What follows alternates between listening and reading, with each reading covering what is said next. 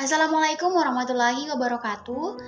Kami dari kelompok 4 akan memaparkan materi tentang usaha dan energi dengan anggota kelompok yaitu saya sendiri Nur Afni C. Ismail, kemudian ada Nur Ainun Mardia Raub, Miranda Paputungan, dan juga Devran Limange.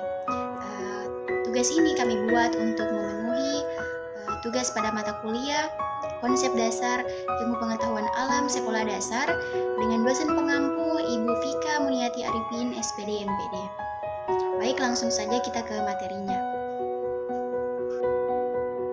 Langsung saja kita ke materi pertama, yaitu pengertian energi. Energi adalah sebuah usaha atau kemampuan untuk melakukan usaha atau kerja. Energi merupakan besaran yang kekal, artinya tidak dapat diciptakan ataupun kita musnahkan. Tetapi energi dapat diubah dari satu bentuk energi ke bentuk energi lain. Lambang untuk energi adalah E. Satuannya adalah SI adalah J atau Joule.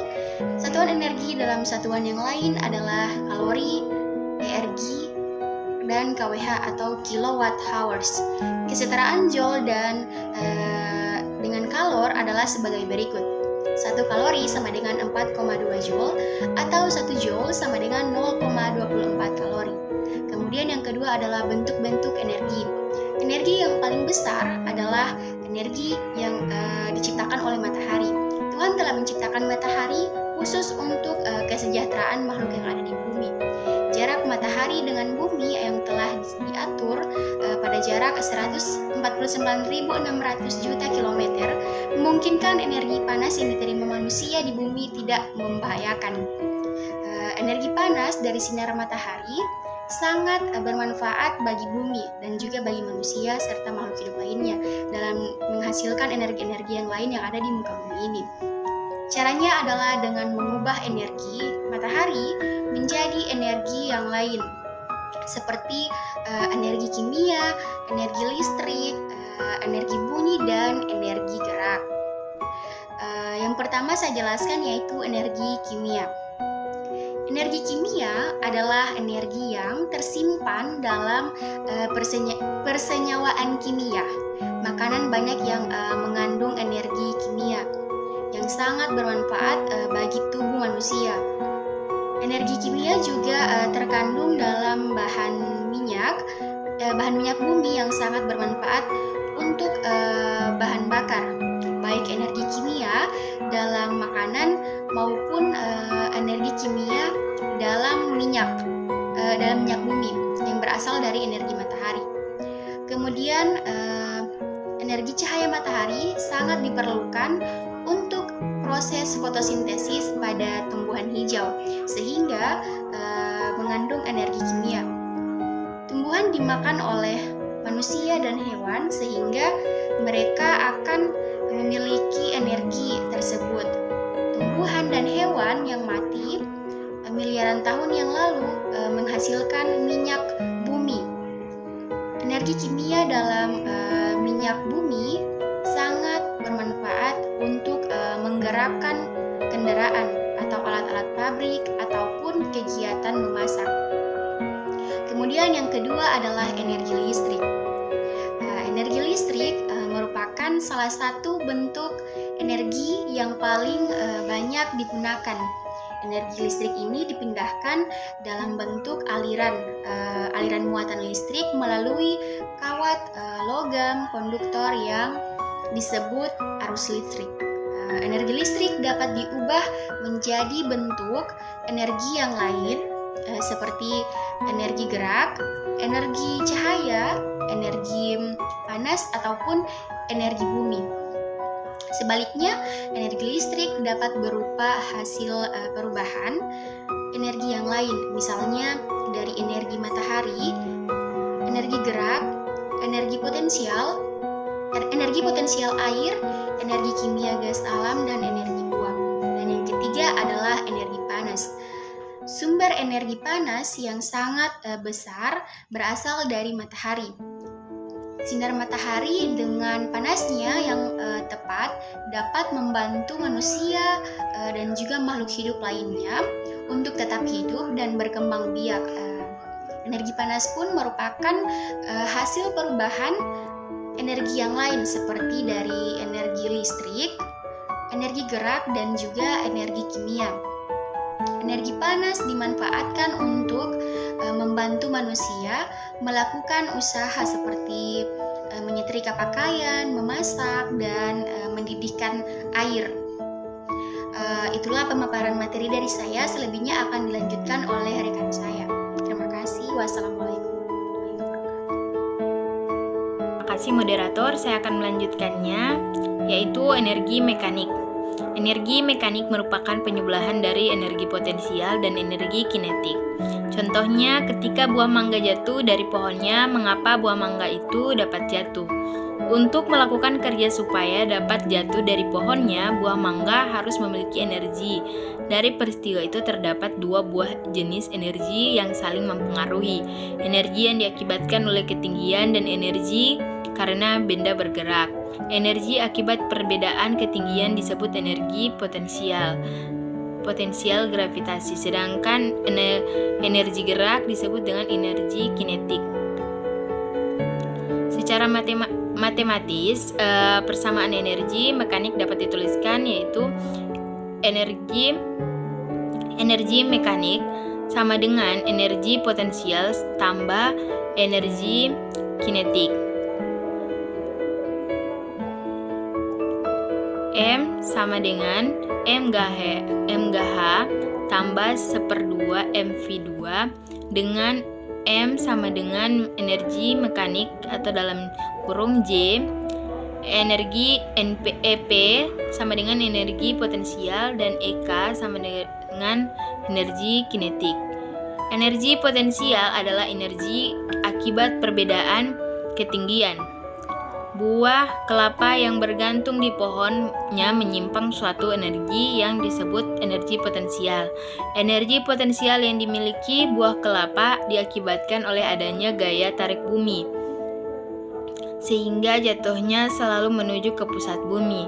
Energi potensial akibat gravitasi bumi disebut energi potensial gravitasi. Energi potensial gravitasi pun bisa diakibatkan oleh tarikan benda-benda lain seperti tarikan antar planet. Adapun energi potensial yang dimiliki suatu benda akibat pegas atau karet yang kamu renggakan disebut energi potensial pegas. Energi potensial gravitasi yang dimiliki oleh benda yang berada pada ketinggian tertentu dari permukaan bumi. Energi potensial pegas muncul akibat adanya perbedaan kedudukan dari ke titik keseimbangannya. Titik ketimbangan adalah titik keadaan awal sebelum benda ditarik. Besarnya energi potensial gravitasi sebanding dengan ketinggian H dan massa benda M. Selain kedua besaran itu, energi potensial gravitasi dipengaruhi oleh percepatan gravitasi atau G, sehingga dapat dibuat persamaan energi potensial gravitasi sebagai berikut, yaitu energi potensial sama dengan mGh, yaitu massa, ketinggian, dan gravitasi. Jadi M itu massa benda, G itu konstanta gravitasi, dan H itu ketinggian. Selanjutnya F, energi kinetik. Ketika kamu menaiki sepeda dengan laju yang besar, tiba-tiba di hadapanmu terdapat batu besar yang menghalangi jalan. Tanpa ragu-ragu, kamu akan segera menggenggam sepedamu. Sesaat badanmu terhentak sampai akhirnya berhenti. Hentakan yang kamu rasakan pada saat menggeram sepedamu itu disebut energi kinetik. Jika kamu mengajak temanmu menaiki sepeda tersebut, tentu kamu akan lebih keras lagi menggenggam sepedamu. Oleh karena massa orang yang menaiki sepeda lebih besar dari sebelumnya, dapat diambil kesimpulan bahwa energi kinetik bergantung pada massa benda dan kecepatan benda tersebut dan kecepatan benda tersebut. Energi yang dimiliki oleh benda yang bergerak disebut energi kinetik. Secara matematis, energi kinetik suatu benda dapat ditulis sebagai berikut, yaitu EK 1/2 mv2. EK sebagai energi kinetik dan M massa, F kecepatan.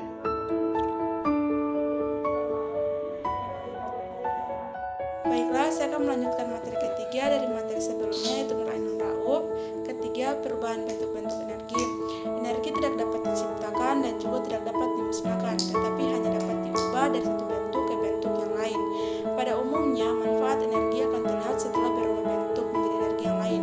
Contohnya, energi listrik menjadi energi panas, energi mekanik menjadi energi panas, energi mekanik menjadi energi bunyi, energi kimia menjadi energi listrik menjadi energi cahaya dan kalor, dan energi cahaya menjadi energi kimia. Keempat, hukum kekekalan energi. Coba kamu lemparkan sebuah bola vertikal ke atas dan amati sampai jatuh ke lantai. Ketika bola bergerak ke atas, kecepatan bola semakin lama semakin melambat dan ketinggian bola semakin besar. Pada ketinggian tertentu, bola berhenti sesaat dan kembali lagi ke bawah dengan kecepatan yang semakin besar. Peristiwa tersebut menunjukkan bahwa energi gerak semakin lama semakin kecil sampai menjadi nol ketika berhenti sesaat pada ketinggian tertentu. Kemanakah energi gerak tersebut? Energi gerak atau EK tersebut terjadi berubah menjadi energi potensial gravitasi atau EP sampai akhirnya mencapai maksimum. Begitu pula sebaliknya, energi potensial gravitasi semakin kecil ketika bola tersebut bergerak ke bawah. Adapun energi geraknya semakin besar dan mencapai maksimum ketika sampai di lantai. Tetapi energi potensial gravitasinya menjadi nol ketika sampai di lantai. Setelah diam di lantai, semua energi mekanik benda habis. Tahukah kamu kemana perginya? Apakah yang dapat kamu simpulkan? Adakah energi yang hilang? Kegiatan tersebut menunjukkan bahwa energi bersifat kekal. Energi tidak dapat diciptakan dan tidak dapat dimusnahkan, tetapi dapat diubah dari satu bentuk ke bentuk energi yang lain. Pernyataan tersebut dikenal dengan hukum kekekalan energi. Usaha. 1. Pengertian usaha. Usaha adalah besarnya gaya yang diberikan pada suatu benda sehingga benda tersebut mengalami perpindahan. Usaha sangat dipengaruhi oleh dorongan dan tarikan atau gaya.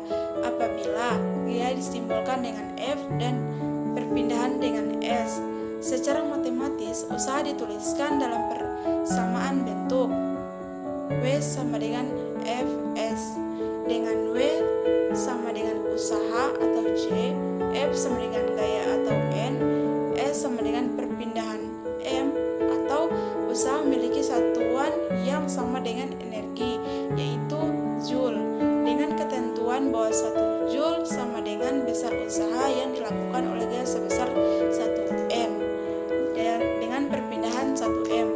Untuk memindahkan benda ke arah vertikal memerlukan gaya minimal untuk mengatasi gaya gravitasi bumi yang besarnya sama dengan berat suatu benda. Secara matematis, gaya tersebut dapat ditulis sebagai bentuk F sama dengan mg, karena perpindahan benda ke arah vertikal sama dengan ketinggian benda atau H dengan memaksimumkan persamaan diperoleh usaha yang dilakukan terhadap N sama dengan benda tersebut sebagai berikut.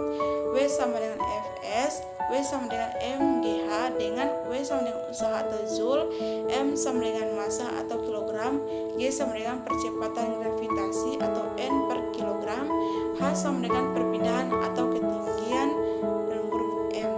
Sekian dari saya. Terima kasih. Assalamualaikum warahmatullahi wabarakatuh. Saya Devran Limange ingin melanjutkan presentasi dari rekan saya Miranda Baputungan.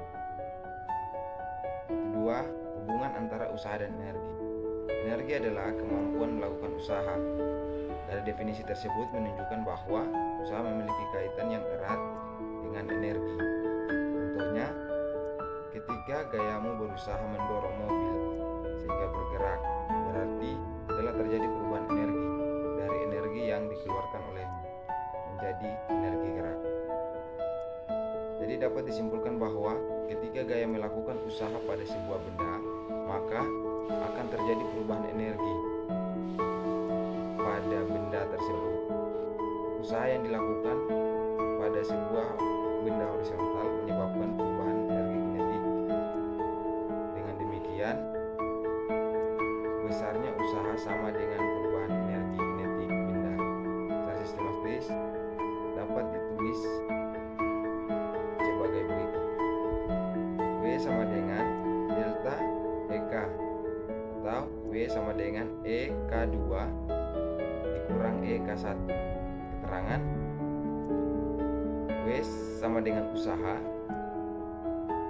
EK sama dengan perubahan energi kinetik, EK1 sama dengan energi kinetik akhir, EK2 sama dengan energi kinetik awal. Ketika kamu mengangkat sebuah balok, kamu akan memberikan gaya dorong terhadap balok. Pada saat ke atas berlaku, tangan sama dengan F tangan kali S sama dengan M kali G kali H. Saat ke bawah, W sama dengan gravitasi sama dengan F gravitasi dikali S sama dengan min M dikali G dikali H.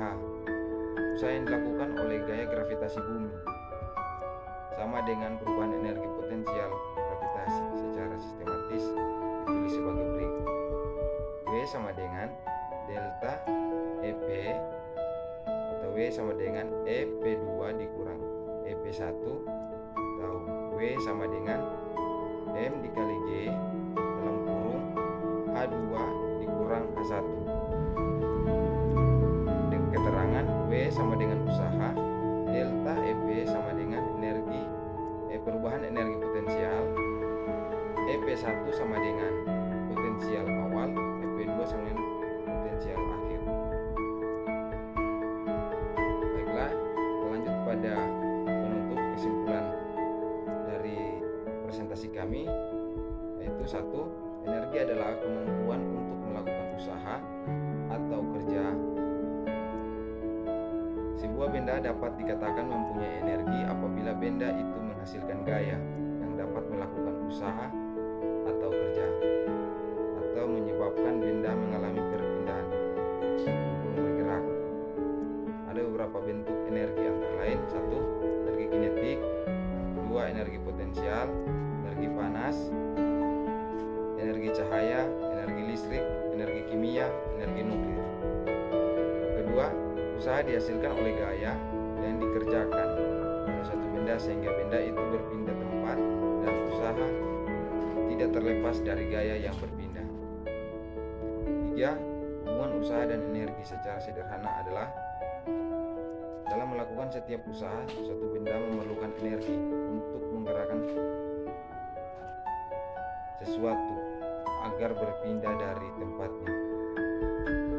Ketika gaya melakukan usaha pada sebuah benda, maka akan terjadi perubahan energi. Pada saat tersebut, usaha yang dilakukan pada sebuah benda akan bergerak horizontal menyebabkan perubahan energi kinetik. 5. Usaha dapat didefinisikan sebagai perubahan energi. Jika perubahan energi ini diukur setiap 1 sekon, maka didapatkan sebuah besaran baru, yaitu perubahan usaha setiap 1 sekon. Besaran tersebut disebut daya. Jadi, daya dapat didefinisikan sebagai perubahan energi setiap 1 sekon. Itulah hasil presentasi kami. Saya akhiri, wabillahi taufiq wal hidayah. Wassalamualaikum warahmatullahi wabarakatuh.